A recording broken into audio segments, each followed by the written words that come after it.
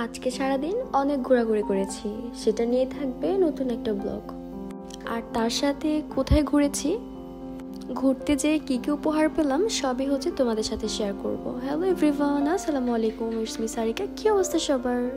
আজকে কিন্তু অনেকগুলো গিফটও পেয়েছি।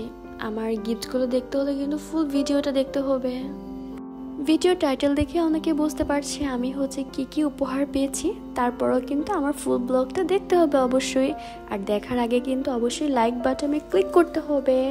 দেন হচ্ছে তোমাদের ভিডিওর যে কোনো একটা অংশ কিন্তু খুবই ভালো লেগে যেতে পারে। আজকে সকালে অনেক বড় একটা মাছ আনা হয়েছিল, তা মাছের সাথে কিন্তু মাছের বাচ্চাটাও ছিল। আর এটা দেখে আমরা হচ্ছে খুবই হাসাহাসি করতেছিলাম। এই মাছটা হচ্ছে কুটাকাটি শেষে দেন হচ্ছে যেহেতু বাইরে যাব একটু রেডি হব, এর আগে একটু বারান্দায় এসে দেখছিলাম আসলে রোদটা কেমন ছিল। আর এত কড়া রোদ ছিল, রুমের মধ্যে টিকতে পারতেছিলাম না গরমের জন্য। এই তো যেহেতু হচ্ছে রমজান মাস, আর যেহেতু আমি যাব হচ্ছে আমার নানু বাড়িতে, আর যারা যারা আমার ব্লগ রেগুলার দেখো তারা কিন্তু অবশ্যই জানো আমার শ্বশুর বাড়ি থেকে আমার নানুর বাড়ি কিন্তু অত একটা দূরে না, মানে কয়েকটা বাড়ির হচ্ছে ওপারে হচ্ছে আমার নানু বাড়ি। তো ওখানে হচ্ছে যাব, আর আমি হচ্ছে আমার দুই পাখিকে রেডি করে দিয়েছি, একদম সিম্পল জামা কাপড় পরিয়েছি যেহেতু বেশ গরম। আর যেহেতু এখন একটু একটু করে হাঁটতে পারে আমাদের ইয়ামিন, এর জন্য কিন্তু ওকে জুতাটাও পরিয়ে নিচ্ছিলাম। আর ও জুতাটা পরে কিন্তু এমন জোরে মানে পড়ে গেছে, পরে যে হচ্ছে ও ব্যথা পাইছে। তো ওইখান থেকে হচ্ছে ওর জুতো হচ্ছে আর পরতে চায় না। তারপরে ওকে হচ্ছে একটু জোর করে পরিয়ে নিচ্ছিলাম, কারণ যেহেতু অন্য একটা বাসায় যাব, ও তো আর খালি পায়ে যেতে পারে না। যাই হোক ছোট, তারপরেও তো একটা ব্যাপার স্যাপার থাকে না। এই তো আমি আর হচ্ছে আমার বাচ্চারা মিলে হচ্ছে বাইরে বের হয়ে গিয়েছি। মানে রোদ দেখে আর যেতে ইচ্ছে করতেছিল না, তারপরেও যেহেতু রেডি হয়ে গেছি যেতে হবে, তো একটু ফুল গাছগুলো ভিডিও করে নিচ্ছিলাম। আমার গোলাপ গাছে কিন্তু 4টা গোলাপ ধরেছে, যে গোলাপগুলো কিন্তু যে কোনো সব ঝরে পড়ে যাবে। এই তো আমি হচ্ছে হালকা পাতলা একটু ভিডিও ক্লিপ নেওয়ার চেষ্টা করছিলাম, তোমাদের সাথে একটু একটু করে শেয়ার করছিলাম। এই তো এই আর কি। আর তোমরা কে কোত্থেকে আমার ভিডিওটি দেখছো অবশ্যই কিন্তু আমাকে কমেন্ট করতে ভুলবে না। আর আমার ডেইলি ব্লগগুলো তোমাদের কাছে কেমন লাগে ওইটাও কিন্তু হচ্ছে তোমরা কমেন্ট করবে। এই তো আমি কিন্তু কথা বলতে বলতে চলে আসছি আমার নানু বাসায় গেটে এসে হচ্ছে ভিডিও করছিলাম, যেহেতু ইয়ামিন আমার কোলে ছিল আমি ওইভাবে হচ্ছে ভিডিও ক্লিপ নিতে পারছিলাম না। নানু বাসায় কিন্তু প্রায় হচ্ছে আমি 2 মাস পর আসলাম। তোমরা হয়তো বা কেউ জানো না, আমার নানু হচ্ছে রিসেন্ট 2 মাস আগে হচ্ছে মারা গেছে। তো উনি মারা যাওয়ার পরে আমি আর ওনাদের বাসায় আসি নাই, এই আসলাম। আসারও হচ্ছে একটা কারণ আছে, সেটা হচ্ছে আমার মামা বাহির থেকে এসেছে, তো মামা হচ্ছে আসছে, এখন মামাকে তো একটু দেখতে যেতে হয়। দেন হচ্ছে খালামুনিরাও খুব রিকোয়েস্ট করতেছিল যাওয়ার জন্য, এই জন্য হচ্ছে মামাকে দেখার জন্য নানু বাসার উদ্দেশ্যে রওনা করেছিলাম। আমরা যাচ্ছিলাম আর ভাবতেছিলাম যে আমার নানু নাই, এখন হচ্ছে নানু বাসায় যে নানুকে পাবো না, নানাকেও পাবো না, খুবই মন খারাপ হচ্ছিল। এই মন খারাপ নিয়ে হচ্ছে নানু বাসায় গিয়েছি। যাওয়ার পরেও কিন্তু মন ভালো হয় নাই, কারণ যে বিছানাতে নানু বসে থাকতো শুয়ে থাকতো, এখন যে এই বিছানাটা পুরাই ফাঁকা ছিল। আমার ভিডিওতে যে আমগুলো দেখতে পাচ্ছ ওগুলো হচ্ছে আমার নানু বাসার গাছের আম। এই আমটাকে হচ্ছে বলা হয় বৈশাখী আম। সবার আগে এই গাছে আম ধরে, আবার সবার আগে হচ্ছে আম গাছ থেকে আম হচ্ছে পেকে যায়।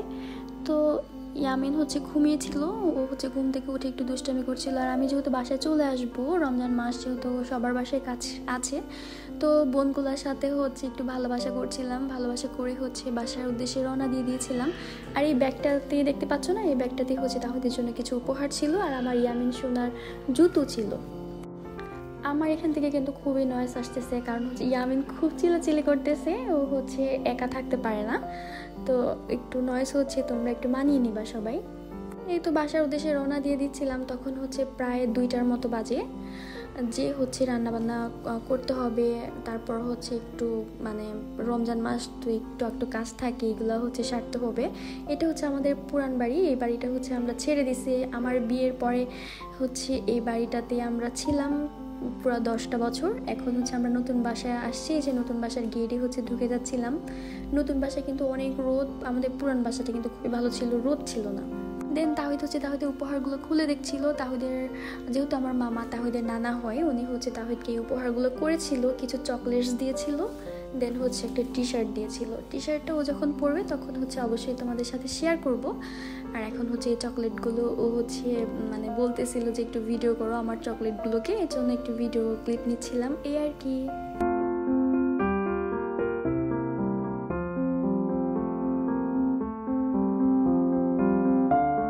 এই চকলেটগুলো কিন্তু বিভিন্ন শেপের, মানে খুবই মজা খেতে। আমি এগুলোর নাম জানি না। এগুলো আমার মামাকে হচ্ছে প্রতিবারই রিকোয়েস্ট করা হয় যে এই চকলেটগুলো আনার জন্য। বাচ্চারা হচ্ছে খুবই পছন্দ করে এই চকলেটগুলো। তার মধ্যে থেকে আমাদের ইয়ামিন হচ্ছে চকলেট খেতে পারে না, ও হচ্ছে মানে কিটক্যাট খেতে পারে, যেহেতু ও এখনো দাঁত হয় নাই। আমার তাহলে হচ্ছে এই চকলেটগুলো খাচ্ছিল, আর বাসায় এসে খুবই আলু ভর্তা খেতে ইচ্ছে করছিল, এই জন্য একটু আলু ভর্তা বানিয়েছিলাম, সেহরিতে খাবো। ইফতার শেষে তো আর ভাত খাওয়া হয় না, এর জন্য হচ্ছে সেহরির উদ্দেশ্যে বানিয়ে হচ্ছে রেখে দিয়েছিলাম। এই আলুগুলো হচ্ছে ফ্রেঞ্চ ফ্রাই তৈরি করার জন্য কালকে কুটাকাটি করা হয়েছিল, দেন হচ্ছে ফ্রেঞ্চ ফ্রাই আর ভাজা হয় নাই, ওগুলোই ছিল, ওগুলো দিয়ে হচ্ছে আমরা আলু ভর্তা বানাচ্ছিলাম।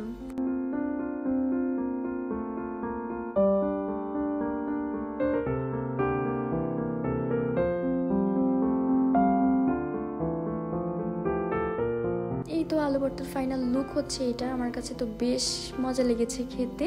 তারপর আমরা মা ছেলে মিলে একটু দুষ্টুমি করছিলাম, আমি একটু কফি বানিয়ে নিয়ে এসেছিলাম, তাহিদ হচ্ছে চকলেটসগুলো নিয়ে বলতেছিল একটু খাবে খাবে, দেন হচ্ছে ওর সাথেও একটু চকলেটস ভাগাভাগি করে খাচ্ছিলাম, এই আর কি।